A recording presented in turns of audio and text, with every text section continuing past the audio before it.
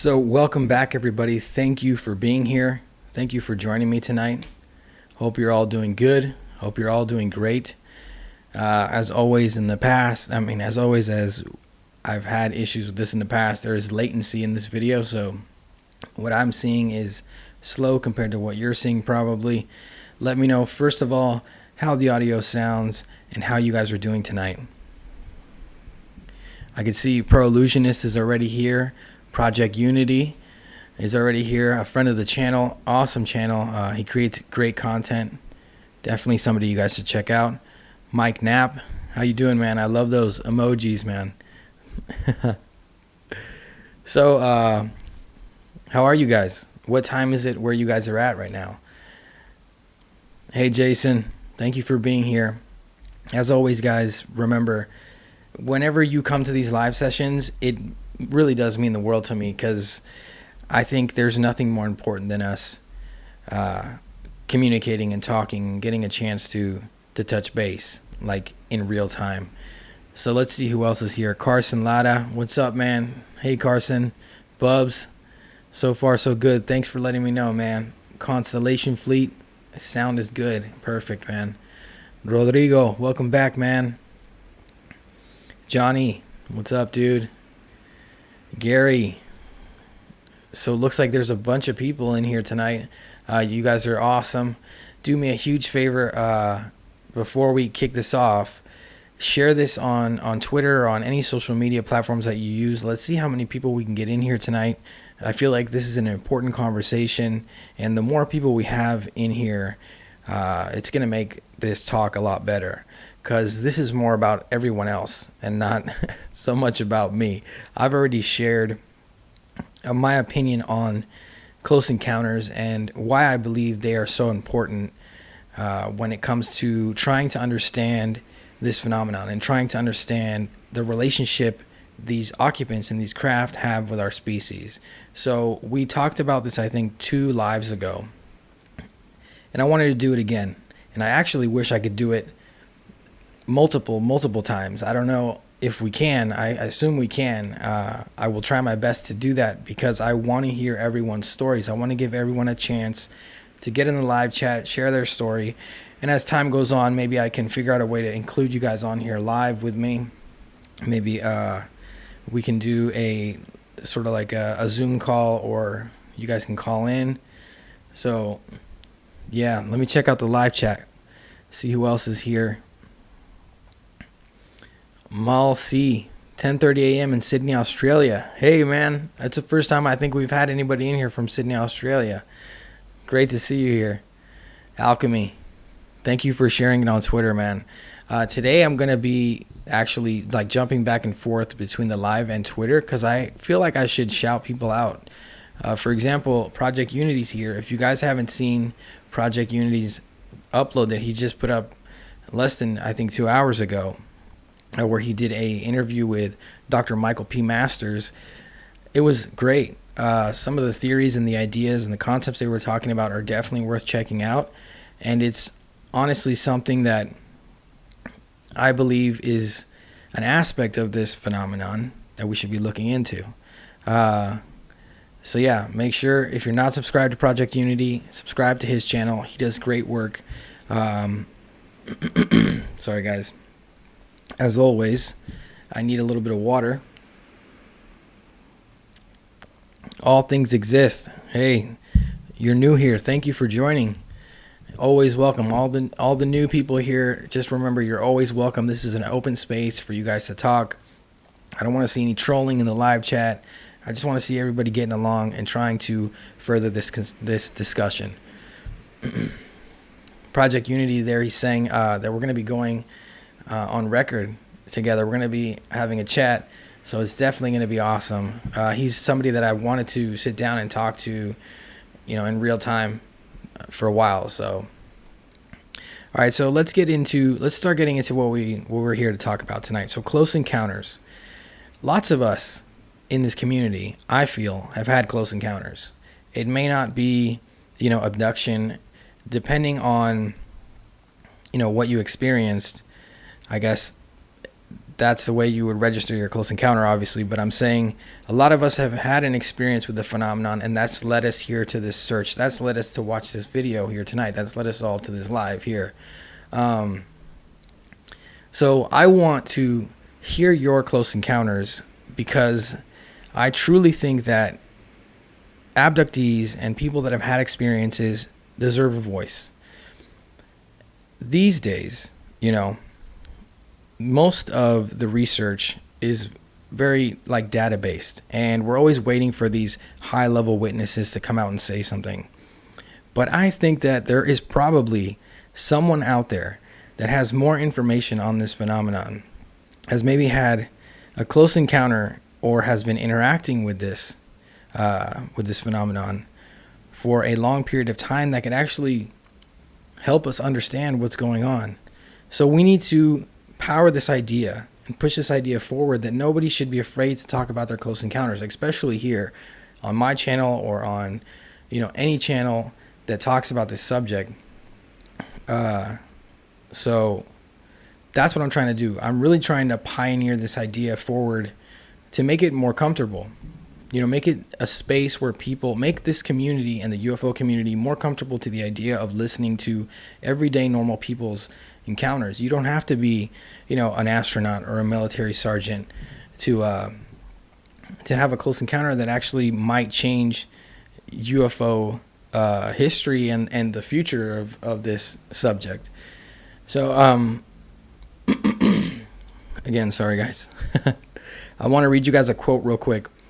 "I know other astronauts share my feelings, and we know the government is sitting on hard evidence of UFOs." Now that's from Colonel Gordon Cooper. He was an astronaut, obviously. I said that earlier. But his story, and he was actually in the phenomenon, if I'm not mistaken. And I think these kinds of witnesses, obviously their level of what they do for a living and who they are, kind of adds a little bit of cadence to their story. But again, I think we need to hear everyday normal people's stories. So guys, in the live chat, whoever is willing to go first, please share your close encounter. It doesn't have to be anything super crazy. You know, just let me know if you've ever experienced anything, a sighting.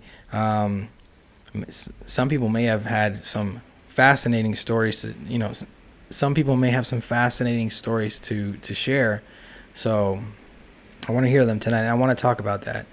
So Project Unity is sharing an experience here in the live chat.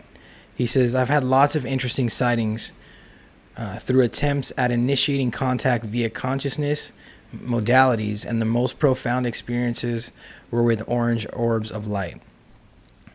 Now, I think he's referring to kind of using C5, this idea of using consciousness to contact otherworldly beings or other entities, which I have actually experimented with. And like I've said in lots of my videos, I do believe consciousness plays a huge role in this phenomenon. And I've heard some of your stories, Project Unity. I've watched, obviously, your videos, and you have some really amazing stories. He says, 3 orbs of light hovered above my house, too detailed to go into via text, but I've done videos on my channel. He's basically saying what I just said. He has videos on his channel where he goes into a detail about these encounters that he had. One thing that I have to say about C5 is that when I experimented with it, I actually didn't experience anything that crazy. I had some strange occurrences happen. I also have videos about that on my channel. But I wish that I could experience something, you know, like Project Unity has. I truly do, because that's what I mean, part of my search for the truth and part of this whole thing, right, this whole experience I've been on my whole life, is to try to understand this subject. But also, I wouldn't mind, you know, the young me wouldn't have mind making contact. And now that I've looked into this subject for so long, there are parts of me that are a little weary because I've heard of negative encounters, but at the same time, lots of people seem to have good encounters. So thank you, Project Unity, for sharing that. And I honestly believe that consciousness is super important in this subject, and I could totally see, I guess, people with higher consciousness or maybe a more open mind, or just being able to reach a higher level of, I don't know, peace, or being able to use their consciousness better than personally I can. I don't know. I haven't been able to really experience anything that crazy. I would love to, though. So maybe you can teach me ways to raise my consciousness to maybe have a good C5 experience. Constellation Fleet said, many sightings, mainly star-like orbs at night and silver or white light orbs during the day. I feel like that is probably one of the most common type of sightings that I hear. The orb sighting, right? People seeing orbs is something that I hear all the time, which is there's been moments when I've been researching and I've been thinking, how do the orbs play into the physical craft? What is the difference between the orb and the physical craft? Because there are cases of large glowing orbs, and then there are cases of I don't know, basketball size orbs, or smaller orbs. It's something I've totally pondered and tried to figure out. I made a video about the non-physical aspect of this phenomenon, and how some people believe, that this phenomenon is making you see kind of what it wants you to see, but it's actually, a non-physical entity that you're encountering, or a non-physical being that you're encountering, or the craft isn't actually physical.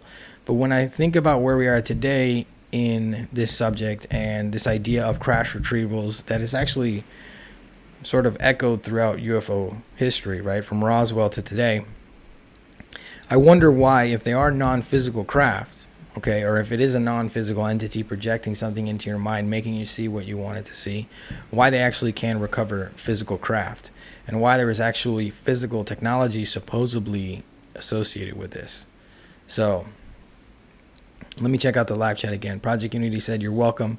No, man, thank you, really, honestly. Bubs 1981 said, I was meditating with tonal music. So I'm assuming Bubs said, I don't want to go on a live video, but I saw a pure orb of light fly over me, fade out into nothingness. It was 500 feet above me on a clear night. For perspective, it was about dime size at arm's length. That's pretty crazy. That's what I'm saying. I don't know if you guys have ever wondered if maybe because it seems like when people do C5, they don't have like the saucer craft appear, right, and land. They don't have an abduction experience. That's something too I've been trying to figure out. I've been trying to wrap my head around that. Why is it that there are people that see, physical craft, like I was saying earlier, but then people that get abducted and come into contact with physical beings? If you're contacting something with your consciousness and you're bringing it in, I wonder why more people that practice C5 don't have that kind of an experience. Project Unity said, we can talk all about this on Sunday, brother. Yeah, I agree, man. It's definitely something I wanted to talk to you about, so we will, for sure. I have a lot of questions to ask you about C5. So, by the way, as always, my dog is here on the couch with me, and she's co-hosting. So if she walks by in the background, it's not Chewbacca, it's not an Ewok, it's my dog. So let's check out the live chat. Johnny Hernandez said, vi una bola de luz y después se convirtió en un ser de luz que se aproximó a mí con curiosidad. He said, I saw a ball of light, or an orb, and that orb turned into a light being that approached me with curiosity. I think, Johnny, you had brought up that story. Thank you for bringing in one of the last lives. Thank you for bringing that back up. That's also something. You hear cases of light beings, and then you hear cases of physical beings. And it's something that I've been trying to piece together, try to figure out, is it the same type of being? Are the orbs and the saucers related? I don't know. So Project Unity said with C5 there have been saucers, but it's less common. Okay, so maybe I have to do a bit more research into C5. Carl Anderson said he's a cloud in a triangle shape, small. When I looked at it, the middle faded out till only exact the outer shape remained and then vanished. That's pretty crazy, Carl. I don't think it would be that strange to think that UFOs have some kind of cloaking ability. It would make perfect sense, seeing as their technology is so advanced. And I feel like they're probably in the sky more often than we think. So thank you for sharing that, Carl. Project Unity said abduction might be totally different, a different phenomenon to what you engage from a positive C5. That's exactly what I'm saying, man. That's exactly what I'm thinking. I mean, that's the only thing I could imagine, like either it's a different kind of entity that you're coming into contact with when you do C5, or a different aspect of the phenomenon, different species maybe. I don't know. It's something deep, but something definitely worth looking into and trying to understand. Mal C said, I've had no close encounters, but I'm seeing 111 numbering constantly in terms of consciousness contact. Does anyone feel there could be some kind of link? I think Project Unity might have to answer you there. But look, the universe and reality, in my opinion, is much more intricate and much more fascinating than we are currently understanding or grasping. And if consciousness plays a role into contacting some sort of beings, or some sort of energy or some sort of intelligence, I don't see why consciousness couldn't play into manipulating reality, right? Or I've talked about it in the past, like the occult. I feel like the occult is purely human consciousness manipulating reality and bringing upon that, that magic that you're looking for. Also interesting, I think that the origins of magic, if we are to consider that this phenomenon, these beings have been interacting with us and they've basically inspired religion, I think the occult was most likely probably inspired by the same thing. So something to think about. Constellation Fleet, he said that's amazing, Johnny Hernandez. Yeah, Constellation Fleet, I agree. Johnny's story is fascinating and something that I'm glad he shares it.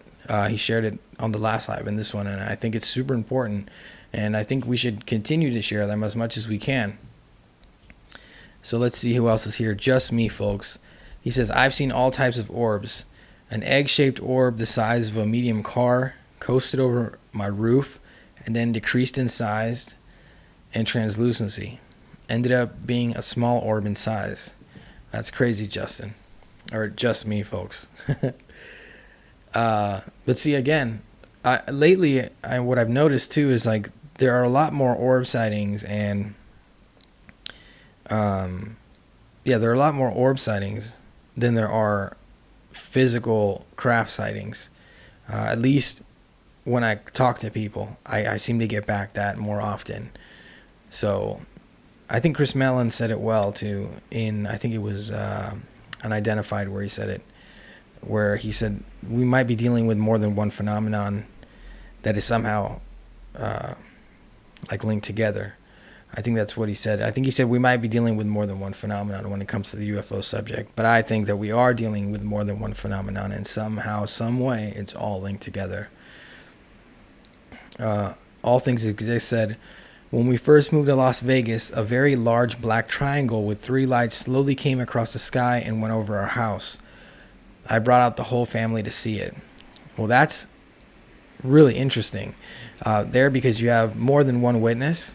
Also, one thing I want to ask you is, after that sighting, did your family agree all on what they saw? Because it seems like there are moments where a group of friends will see a UFO or come into contact with something, and after, either the friends split up they stop talking to each other, or some of them start to disagree on what they actually saw, which is kind of logical because one must always be skeptical. But when it's clear as day, I feel like it might have something to do more with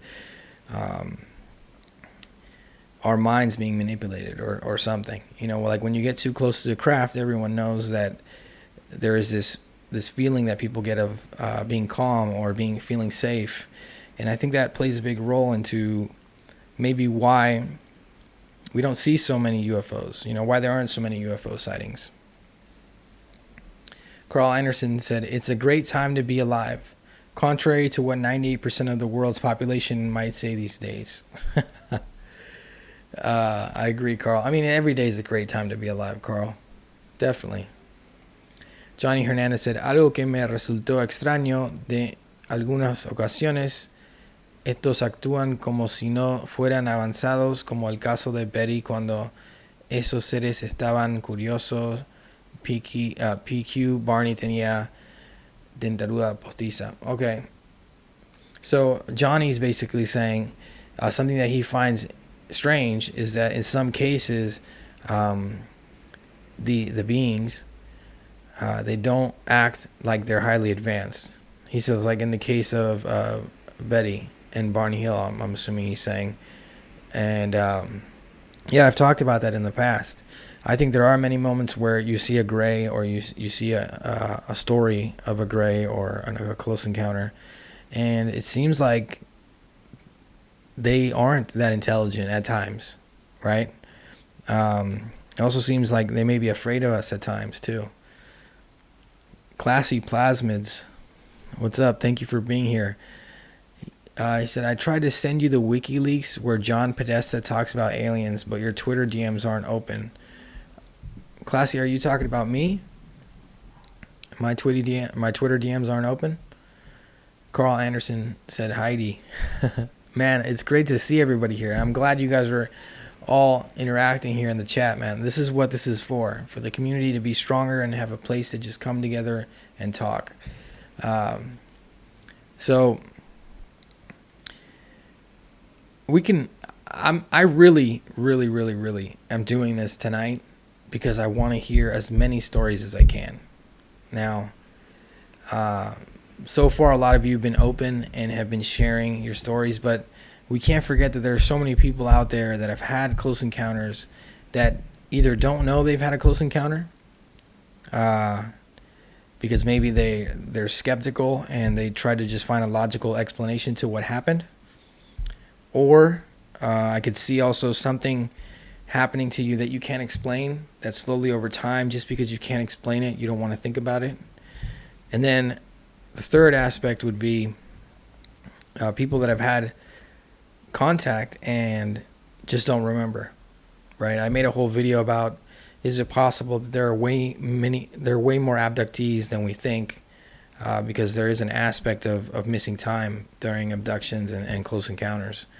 So something to think about, guys. Let's see the live chat. Rodrigo, he says, "I was driving to Cinema College with a friend at night, made a stop to use the bathroom.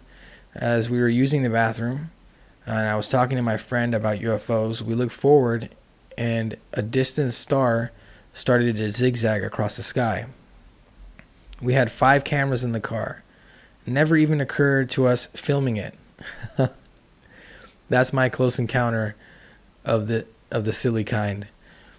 You know, another thing too, you shouldn't feel silly at all, Rodrigo. First of all, if you've been to Cinema College and you had 5 cameras in your car, you know how to use a camera. And depending on, you know, what camera you have, you may not even be able to catch anything. I feel like people go really hard on this idea that we need super HD clear footage of a UFO filmed by a civilian. I don't think that's possible unless they're like a trained cinematographer and they have a backpack full of lenses and they're just ready to go and they have a tripod so the camera's not shaking. You know, if you have a zoom lens on your camera, when you zoom in, if you're holding it in your hands and your camera doesn't have like image stabilization, it's going to shake all over the place and you're going to be trying to find the UFO that you're trying to film. So I think people are really hard these days because we want the footage. You know, we want that clear, crisp footage to be the proof to help push this forward. But guys, I really think we need to consider too that even with all the cell phone cameras people have in their pockets, it's still difficult to film a close encounter, especially when you're having that experience. First of all, you probably won't be able to grasp what's happening, right? You won't be able to figure out what's going on. You might just be kind of in a daze while it's happening, just because it's going to blow your mind. And then second of all, like I said, the camera itself is a tricky subject, especially at night. I don't know. So it's something to consider, guys. You know, take it easy on the people that are trying to film UFOs with their camera, with their cell phone cameras and stuff. Don't expect anything too fascinating. I'm trying to keep up with the chat. There's a bunch of conversations happening. Carl Anderson said, "Happy birthday, Ackham." Yeah, Ackham is a awesome guy. If you don't follow him on Twitter, you definitely should. He shares a lot of news and a lot of updates on the subject, and it's his birthday today. So if you're here, Ackham, happy birthday, man. Mir Pearson, hey everyone, what's up, Mir? All right, so let me try to keep up with you guys. I was not looking at the live chat, and I'm noticing you guys are going back and forth, which is exactly what I think we should be doing. So thank you guys. Bubs 1981 said, "I think the phenomenon reacts to music and frequencies. I've heard stories from serious people about summoning fairy lights by whistling. It seems if you look for something, you find it or it finds you." You know, I often think if the idea of searching for something and it looking back was real, right? I'm not saying it's not, but I feel like I should have a UFO just like sitting out my balcony window here. The Men in Black should have definitely knocked on my door already. But I don't know. I think also maybe I think my C5 experiments didn't really work because maybe my personality, you know, maybe they don't want to come into contact with a person like me. Maybe because of the way I would react emotionally or whatever. You know what I mean? I don't know. But I do think, like you guys were saying earlier in the live chat, consciousness is super important. So I guess when you look for something the right way, maybe then it finds you. Thailand Life, Thai Pulse. I think they suppress the urge to film in some cases. Well, another thing, guys, about filming. We know that when you get close to a craft, there does seem to be some kind of interference with technology, right? So, say I'm in the woods, craft lands right in front of me. I've got my camera. I've got everything ready to go, you know? I think that if I get too close with my camera, I don't understand why my camera would work in that situation when it seems like electronics malfunction around these craft. Maybe because of the propulsion system or whatever it is. But that's also something I've thought, like, what would happen if this whole channel, me filming videos, and before I used to go out a lot and kind of like vlog while talking about the subject because I felt like people might want to see that, like just change in background and stuff. And I was thinking, you know, what would happen if you finally get that? You know, you finally somehow that happens. Will your camera even work? Will you even be able to concentrate? Will you even be able to flip your camera out? Like you said, Thailand Life, I think they suppress the urge to film in some cases. I don't see why not. If they can make you feel calm, they can make you feel not afraid when you have a close encounter, I don't see why they couldn't make you not want to use your camera, you know, or just forget about the camera completely. Constellation Fleet said, "These UFOs are so elusive, man. So hard to film." Yeah, I mean, we could go with that argument both ways, Constellation Fleet, because I think there are a lot of UFO sightings, right? There are a lot of people out there seeing these things. It's just that there's not more circles like this. There's not more situations like this where you can openly talk about it without feeling ridiculed, you know? But on the other aspect, what I was saying earlier, yes, I think they are hard to film. Jason said, my urge has been suppressed in the past. Well, yeah, I totally think it's possible, Jason. 100%. Rodrigo said, great point. In your case, we could have, in our case, we could have filmed it. We were coming back from shooting, equipment ready. Would not be impressive, sure, but we didn't because we were floored. Exactly. That's what I mean. I think I told the story on one of the lives already, but I was here in my house during quarantine, and I was on my balcony. I think I was having a cigarette or something, and I was looking at the stars, and I started seeing stars moving kind of in a pattern, in a triangle formation. My first thought was like, this is Starlink, right? This has to be Starlink. There's no way I'm seeing this right now. But as I looked up at the sky and I saw these things moving across the sky, I realized that Starlink, at least what I've seen, is that Starlink moves in a straight, kind of like a straight line. And this was sort of like triangle formations, right? You had like the 3 points, and they weren't in a line or in a row. They were kind of like just gliding across the sky. And it was a few. And by the time I realized that this might not be Starlink, it might have been Starlink, right? Still, to this day, I think maybe it was Starlink. I don't know. But by the time I realized, like, hey, what are you doing? Grab your camera, grab something. I already, a few had already went into the distance. So I run inside like a crazy man, basically, at that point. I'm like, I can't believe I'm seeing this. And I could see it clear because I could see the stars from my balcony. So I grab my camera backpack. I start ripping out everything. I'm throwing it on lenses. I have a Panasonic and I have a Canon. And the Panasonic, I have a zoom lens for the Panasonic. But I use my Canon a lot more. So I throw the zoom lens on the Canon, or I throw the zoom lens on the Panasonic, and I run out to the balcony. I flip on the camera, and the battery's dead.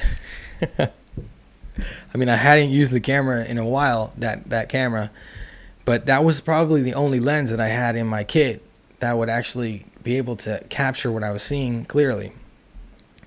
I run back inside, I grab my Canon. I'm thinking, what do I use for my Canon? I don't know. I grabbed a 50 mil, the nifty 50 as some people call it, and I throw it on there because it's a lens that can take in a lot of light. And it was nighttime, right? So I wanted something that could take in light. I jump outside with the camera.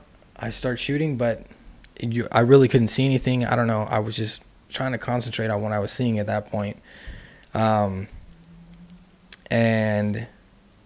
yeah, I ended up just whipping out my cell phone and trying to film it with my cell phone.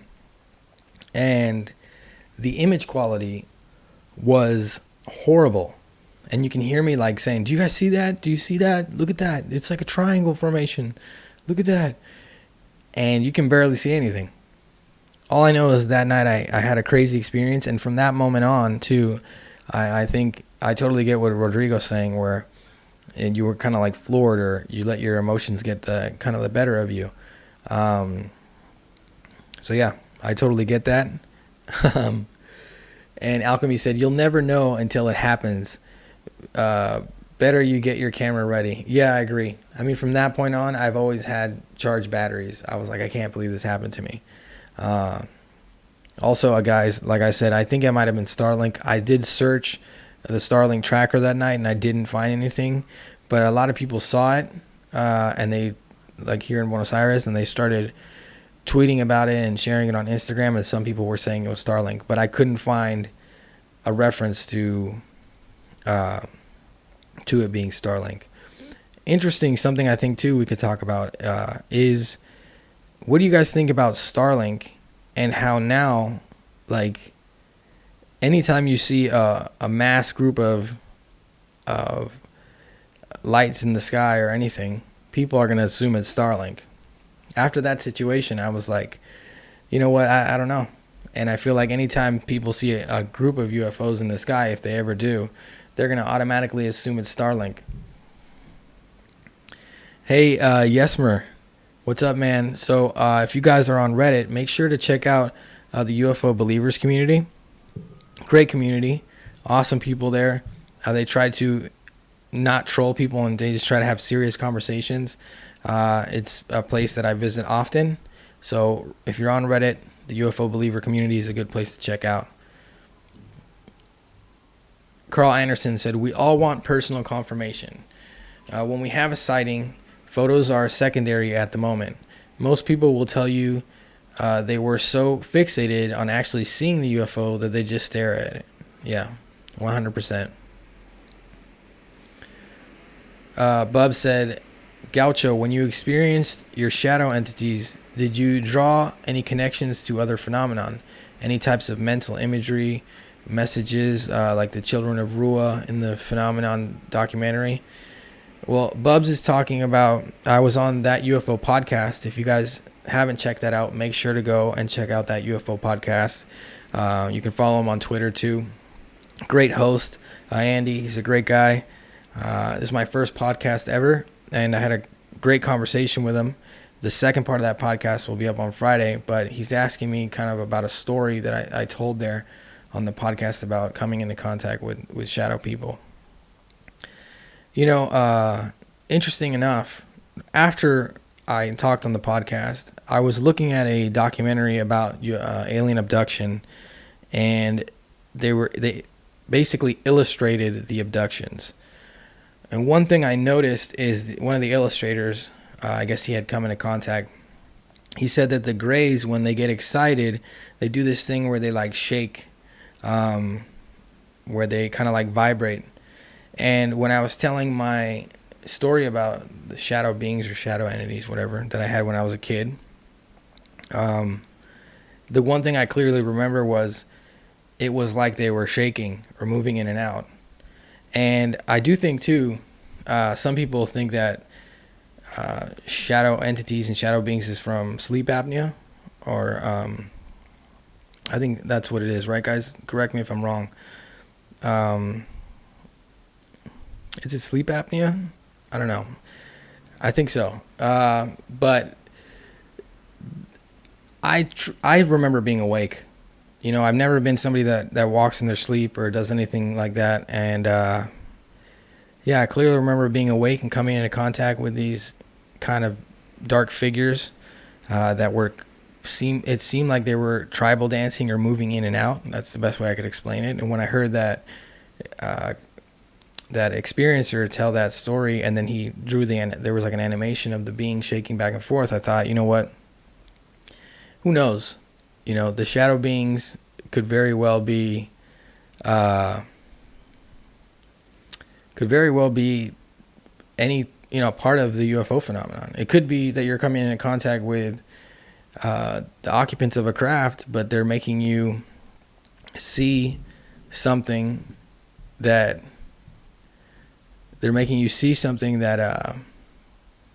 you know, that they want you to see, or they're like coming in and out.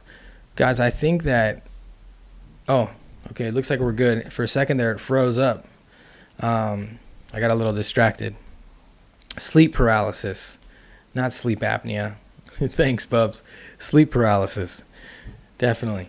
I can't believe I said sleep apnea. Sleep paralysis. Yeah, so some people think it's sleep paralysis, but I do think that we know that when people have close encounters, they can be manipulated. Their consciousness can be sort of guided, and they can see kind of what they want you to see. That seems to be the case. So I don't know why coming into contact with shadow beings or those kinds of entities couldn't also be the UFO phenomenon somehow making you see that. Or just like there are light beings, there might be dark beings, right? I guess it would be like darkness beings.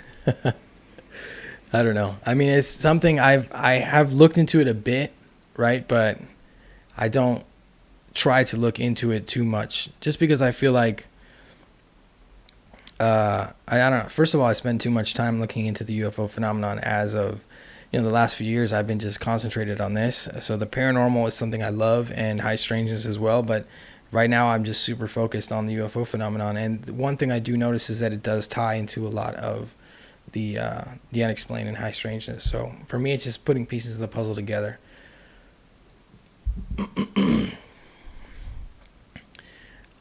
So let me check out the live chat real quick, guys.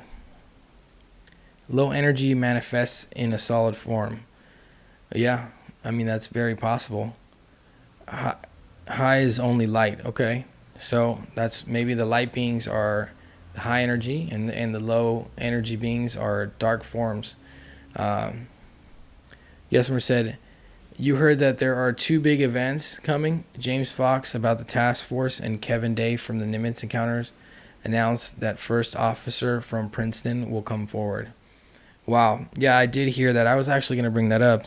There seems to be some talk on the streets about some big stuff coming our way soon. I guess, I mean, really, I don't understand where people have these amazing contacts. I said that today as a joke. I was like, how do people have all these inside contacts and I have zero? Like, I would love to have an inside contact, somebody that could, drop me some little snippets of what's coming, but I can't confirm anything, and I did hear those things, Yesmer, but I guess we're going to have to wait and see. It's very possible. I mean, I trust the people that are coming out and saying that something is on the way, something big is coming, so I hope so. Amanda B said, gates of low energy are there. Worldwide ball gates. You silly people, and you use Ouija boards have bad outcomes. The soul is tampered with. The sun always returns. The sun, Australia, we've always noted the sun event. Okay, so I'm trying to keep up with the live chat. Yesmer said yes, and before 2021. So he's talking about that the news that's coming that everyone's talking about. Project Unity said, seems to occur naturally with hard work. Keep it up. I know, man. I hope so. I'm happy to be where we are today in this community, and just being here with you guys is the best. I don't really mind if I have an inside contact or not at this point, because I know there are people out there, good people, that if they do have an inside contact, they're going to let us know. They're going to give us a heads up, and I'm just going to wait to see what happens. Bub said, I messaged with Kevin Day. He's very responsive if you're respectful. Well, I think most of us here in this community, at least here right now, are respectful. So, Luigi boards, Rodrigo said. 1 second, guys. So, close encounters. One thing that I think is interesting too is the concept that for some reason these beings are studying us, right? If you look into abduction cases, you'll see that it seems like the end goal, or what they're really doing, is studying us and sort of harvesting data. There's even cases of like beings being seen getting out of the craft, picking up some dirt and soil samples, getting back in the craft, and just disappearing.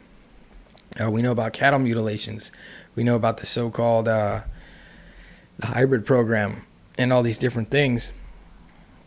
And I try to wrap my head around why they would be doing this for so many years, right? If they are a highly advanced species, why would they continue to do that? Like, what is it that they haven't figured out yet?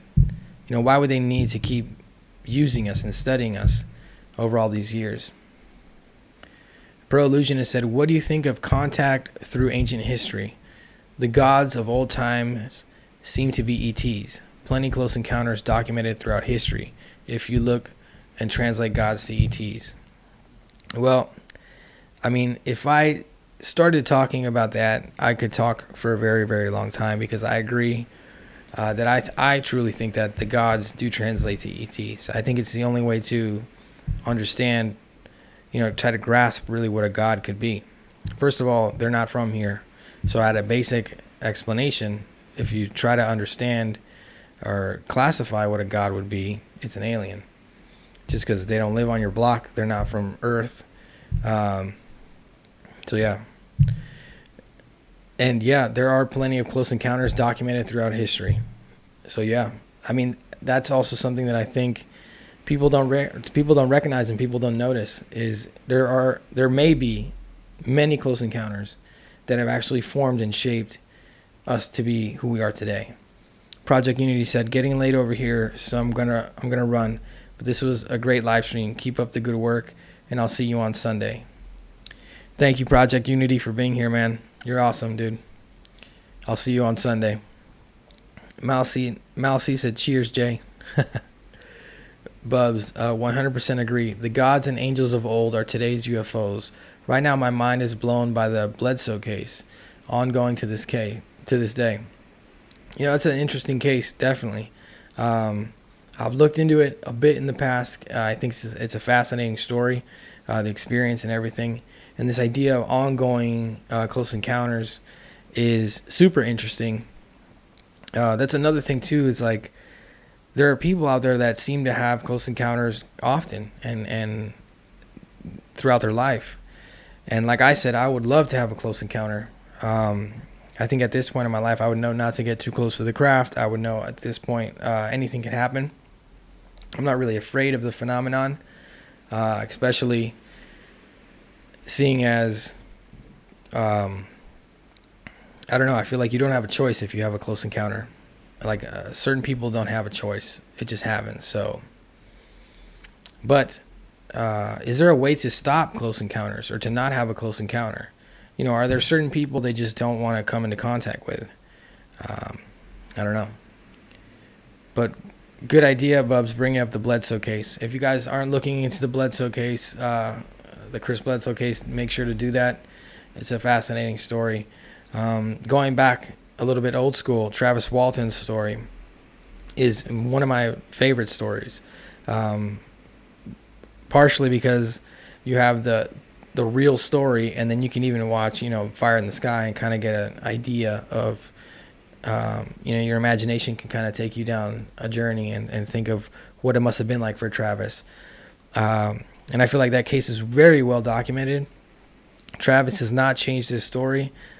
He still continues to hold up the same story, but Travis does say that he thinks they actually saved his life at this point, which is fascinating to me. Which you'll notice too with a lot of abductees. It's almost like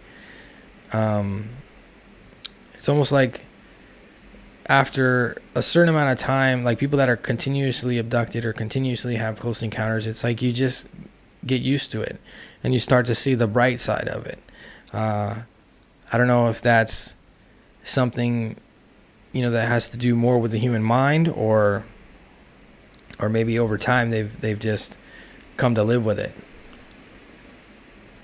Constellation Fleet said, do you think that we will ever find out what is behind the phenomenon during our lifetime?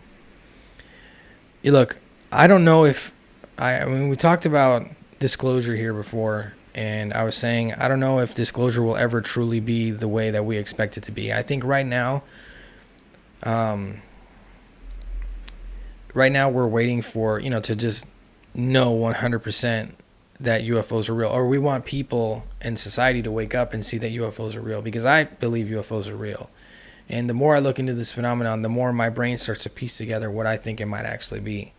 But when I get to thinking about the beings and I start to pick it apart, that's where it gets a little muddy, and I start to try to figure out, are these beings from another dimension? Have they been here this whole time? Are they us from the future? The only way I think you could really know, truly, is if you have a close encounter. Because even if they tell us tomorrow, look, UFOs are real, these beings are real, unless the governments of the world have secretly been working with these beings and have like treaties with these beings and have open contact with them, they might not be able to tell us more than, hey, look, we think that they're from here. We think that this is what they're doing. So, I don't know, it's a tricky subject. That's why I love it so much. But at the same time, I think, there's been moments in my life where I'm like, I have to try to figure out how to make contact. I've actually like tried to figure out ways to make contact. I know it sounds like a script for a really cheesy 80s movie, but I've looked into everything. It's literally taken me to the ancient astronaut hypothesis a bunch of times. I've looked into the occult and UFOs.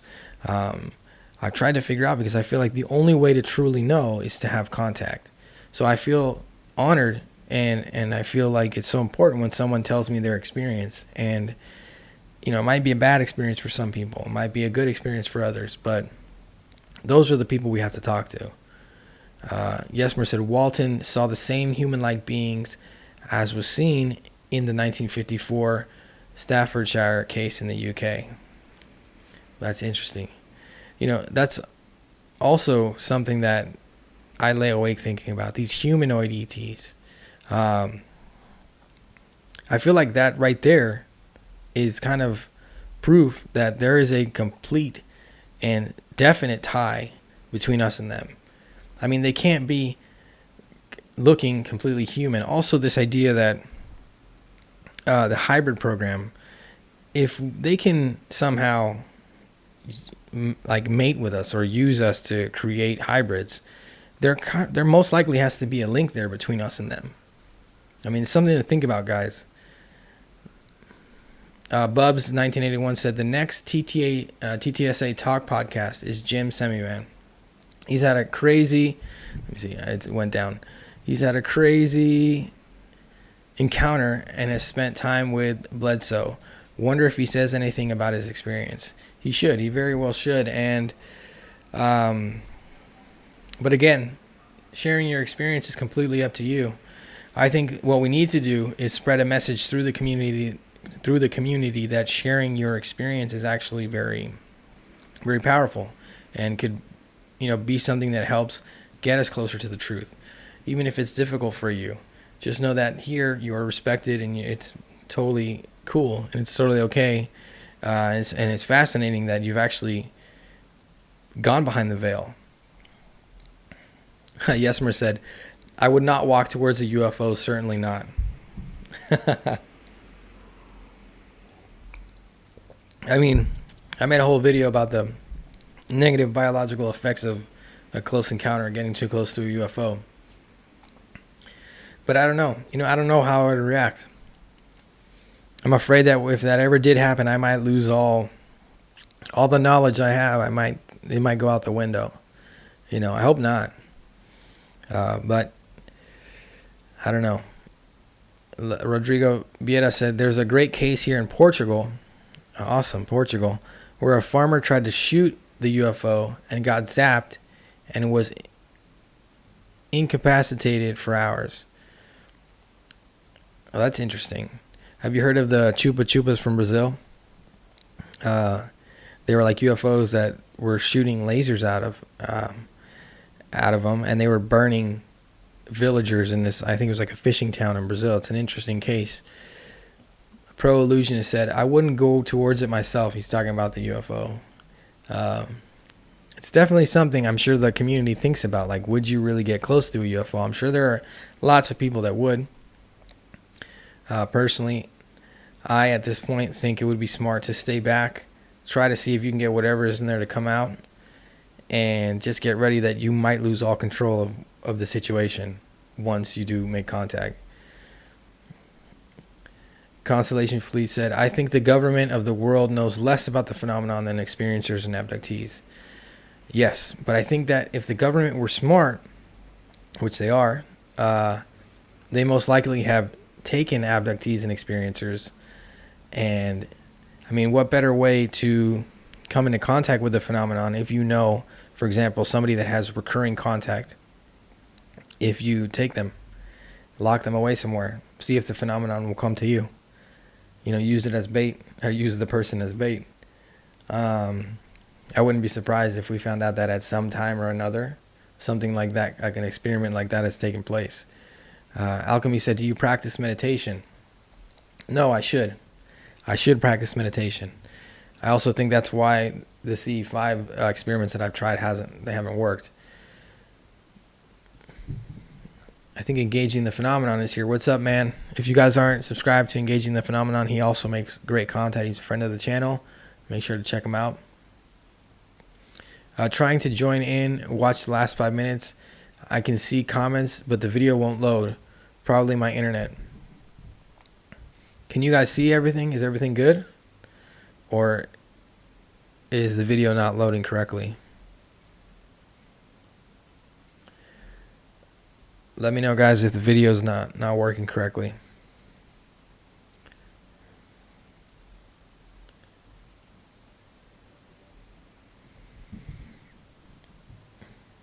So let me know, guys. Is the video working correctly, or is it just giving you guys a loading circle?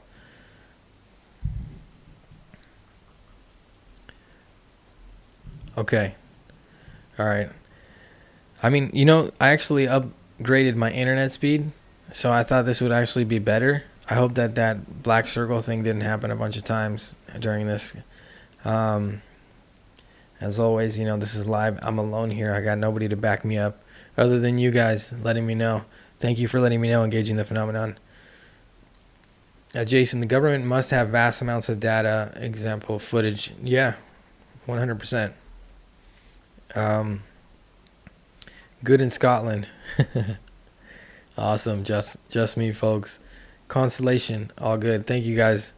Gary Phillips' class tried to bribe Steve Pierce to say the Travis Walton incident was a hoax. I did hear that. That's interesting, too. I feel like the Travis Walton case is probably one of the most credible out there. So if they are trying to cover up this phenomenon or the abduction phenomenon, you probably want to make sure Travis didn't tell a story. Rodrigo Vieira, fine on this end, perfect. Yesmer Holanda from Colares case said the UFOs were mapping the rainforest and humans shot first at them. Well, that's interesting.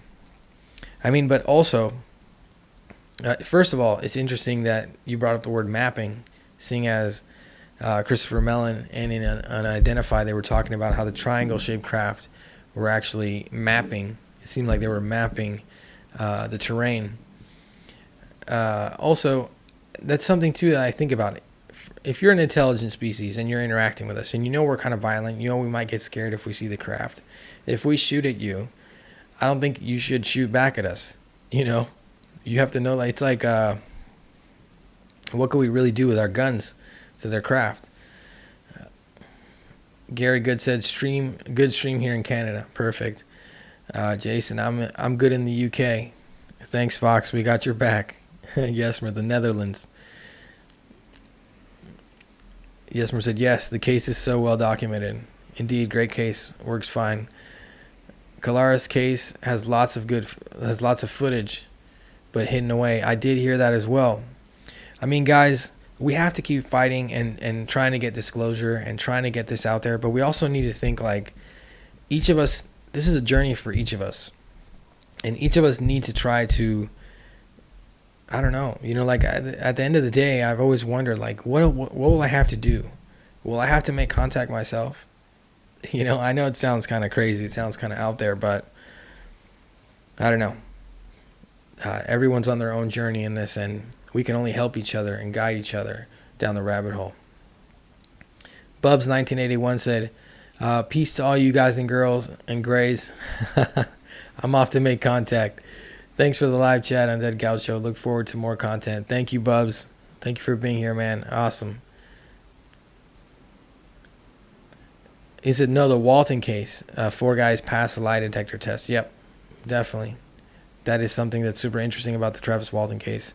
They had multiple witnesses that saw what happened to Travis, and then their story held up. It's interesting to see Travis and some some documentaries, like going back to his hometown and meeting some of his friends that were there that day or that night that happened to him, and still continuing to push this story forward. Foxcrow said they show up uninvited. That's rude around these parts. I think that either they don't have a concept of what rude is and what, not being rude is. But there is one thing, like, I feel like they're not making contact with us because for some, like, open contact, right? Like, openly coming and trying to help us grow and evolve our technology and, help us learn how to raise our consciousness. Instead of telling us don't use nuclear weapons, teaching us how to not use nuclear weapons and teaching everyone why we shouldn't use nuclear weapons. Instead of telling selected people and intruding over, nuclear bases and stuff like that. I think what they should do, in my opinion, what I can't believe hasn't happened yet over all these years of them interacting with us, is them openly making contact with us and helping us grow, taking care of us, taking care of our species. That's something that makes me worry about the phenomenon a bit. Either they are afraid to make contact, which really shouldn't make sense because their technology is so advanced that they shouldn't be afraid of us, right? Because they should be able to take care of us quite easily. Or they just see us as inferior to the point where they really don't want to help us evolve. Maybe they want us to not use nuclear weapons because it's the most powerful weapon that we have. And maybe it's one of the only weapons that we could ever use against them, or to maybe, if we evolve using nuclear energy, maybe we'll catch up to them later in the future. I don't know. Travis, he said Travis did a polygraph test. I'm catching up with the live chat, guys. It's so awesome to see all you guys here, man. Thank you guys so much for being here. Gary, 7 guys on Travis' crew. Rodrigo Vieira said, Yesmer, if I'm not mistaken, Pudov talked about that case, and seemed to me TTSA has access to all the documentation to the case footage included. That's interesting. That's something too, like the other day, did you guys see that video that Tom DeLonge posted on his Instagram?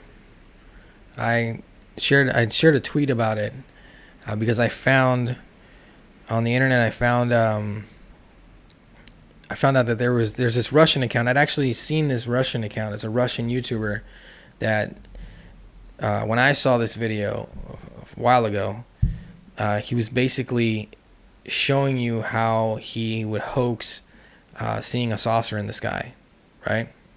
And it was basically like he would like electrically charge some glass and then draw something on the glass and then put that in front of the lens of the camera, and it would look like a saucer in the sky.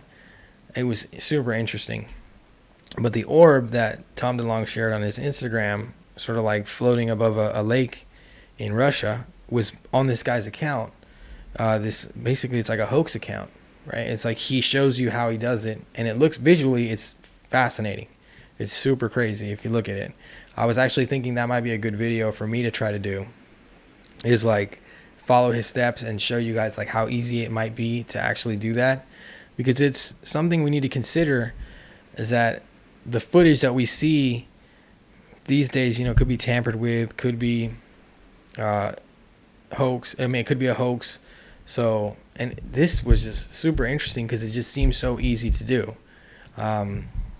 Check out my Twitter if you don't know what I'm talking about, because I linked his channel there, a few videos, and I copied Tom DeLonge to try to show him like, hey, like I get it, like this video is interesting, the one you shared, but I think it might be a hoax. Like, just giving him a heads up. But what do you guys think about, like, the community is just, a lot of the community has pitchforks and torches when it comes to Tom DeLonge. Poor Tom DeLonge can't. Jason said Tom was testing the AI system for fakery. That's what some of us thought, but we don't have contact with Tom, so we don't know if that's really what he was using the AI system for. Because then he obviously, like in Tom fashion, he took it off his Instagram. But yeah, one thing too is, or something that I was saying when I shared that is, like, people are gonna make mistakes, and I might make a mistake. I might tell a story or share some research or share a video that is either a hoax, or maybe earlier I said sleep apnea instead of sleep paralysis. Basically, we have to try to be open in the community and try to just respect people and understand, like, we're all going to make mistakes on our journey down the rabbit hole. That's what we're all here for, to help each other out. That's why when I shared that channel with Tom, and I added him there in the tweet, when somebody said, hey, I think maybe it's possible he could be using this to test his AI system for fakery, I was like, yeah, totally. It's totally possible. But the community has a scope on Tom. And there's a lot of people that don't like Tom. I respect Tom and TTSA, and I respect a lot of researchers out there. I try not to have a bias, but that's what all I was trying to do was say, like, hey, if you don't know, this is a hoax, and if you know, maybe next time try to explain it, other than saying, like, I'm going to put this in the AI system, for those of us that aren't so informed on that system, so that they don't come after him. You know what I mean? Foxcrow said, I love Tom. He's an awkward guy. I get it. It's the people who think he has some nefarious agenda. I don't get it. He's just a guy with an obsession with UFOs and the means to pursue it intensely. Yeah. I mean, Fox, I agree 100%. I actually was watching Tom DeLonge on the Joe Rogan podcast again. Obviously, everyone's seen that. But Joe treated him horribly, I think, on that podcast. Tom was trying to explain stuff, and he couldn't really say everything, because of NDAs and stuff like that. Because he was trying to explain TTSA at the time. But it was before the Gimbal, the Go Fast, and the FLIR video came out and basically changed UFO history forever, right? And Joe Rogan was just treating him like trash he was just treating him like trash on the podcast, because I think that Joe couldn't really grasp where Tom was coming from. I watched Joe Rogan's podcast a lot, so it sucked to see that. I also saw that kind of reaction when Joe met Jeremy Corbell. When Joe met Jeremy Corbell, it was like he wasn't vibing with Jeremy. You know what I mean? He had Bob Lazar on the podcast, and Jeremy was there, and it was kind of like, it was weird. Jason said, I wish we could join Tom for a chat on this. Yeah, that'd be awesome. I don't think Tom would ever come on here, though. I still have to figure out, like, how to include people in here live like this, because right now I'm using I'm not like on a Zoom call or anything. I'm just streaming directly, so I don't know how to get them in here. Jason said, very embarrassing, that podcast. I think it was embarrassing just because Joe made it kind of uncomfortable for him, because if you look back at the podcast and you listen to Tom, his reaction is like he's getting carried away, right? But it's only embarrassing because the room, the energy in the room was kind of like, what are you saying? You know what I mean? But what they didn't know is that the 3 videos he was talking about that he said he had, that they were just like kind of overlooked, ended up being the Go Fast, the Gimbal, and the FLIR video that they talked about a bunch of times after. So I feel like when he left that room that day after that interview, who knows what they thought about what he was saying. But I hope that over time, with what TTSA has done and where they are today, that he's changed his opinion, and maybe he feels embarrassed about watching that video with Tom DeLonge. He should have been listening a little better, I think. Constellation Fleet said, if it wasn't for TTSA, we'd be studying black and white photos from the 50s. That's a good one. Gary the Falcon. Gary said the Falcon Lake case in Manitoba, Canada, 1967, gave the witnesses strange burns. Yep. I've said it a bunch of times, but if you want, you can go to my channel and check out the video I made about the negative effects on the human biology that can happen when you come into close contact with a craft. The other day, someone asked me what I thought about nuclear weapons and basically the phenomenon's interest in nuclear power. And they were thinking, they basically said, do I think that the craft are like taking power from the nuclear sites or something? I honestly think for some reason, when you look at the burns people get, it's very common. It's very similar to radiation burns or radiation exposure. And I brought it up once in the past, like, is it possible that the craft are actually nuclear powered?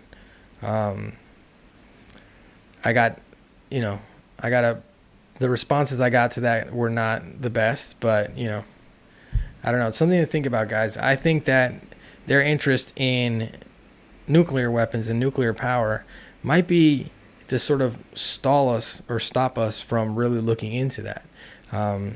It's basically telling us, like, hey guys, don't use this weapon to destroy the planet, but also get rid of your most powerful weapon. So let's see. Let's check out the live chat. I think my camera's gonna run out of battery soon, guys. But Pro Illusionist said, Jim Semivan said someone from TTSA might join the disclosure panels that Jay and Grant Cameron and others partake in. That might be awesome. Definitely. I hope that I can partake in one of those panels. That'd be great. I would love to work with TTSA and really just work with more researchers and try to take you guys all with me, keep this open experience that we're having now and try to push this forward and figure out ways to include everyone more and get in there and really tell you guys what's going on. Foxcrow said, Jason, that was the message for Gaucho. Apologies.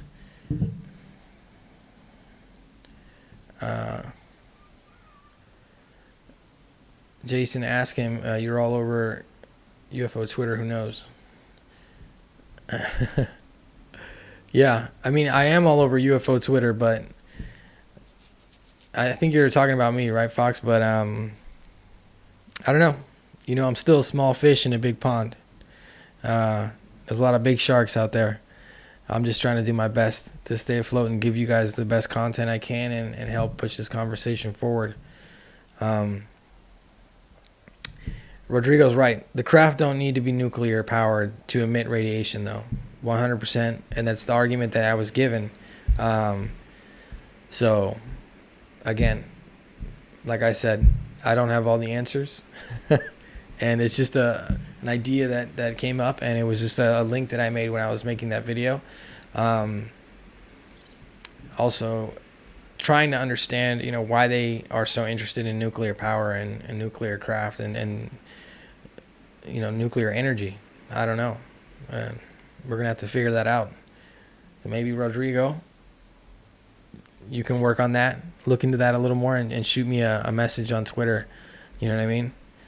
But, hey, guys, I think the camera's going to die soon. But, again, guys, thank you so much for being here. And for those of you that shared your close encounter today here in the live chat, it's very important, and you guys are awesome. I'm honored that you would do that, and I'm honored that all of you would be here tonight. I hope we can continue to do these. I hope you guys are enjoying them. Do me a favor, hit that thumbs up button down there. If you're not subscribed, please subscribe and share this with everyone. Let's see how many people we can get in here to join this awesome community. I think the more the merrier, right, guys? So have a great night, guys. Thank you guys so much for being here. Rodrigo, keep picking up the pieces of the puzzle, man. Because like I said a bunch of times, the truth can be very strange. And the truth sometimes is stranger than fiction. Thank you guys. Have a great night.